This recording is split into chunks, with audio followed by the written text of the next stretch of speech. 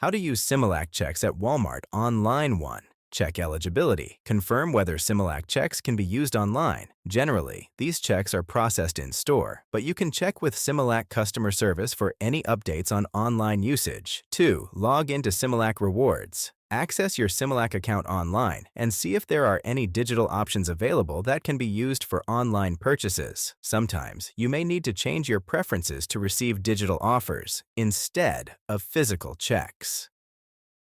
3. Select your items. Go to Walmart's website and add the Similac products you wish to purchase to your cart.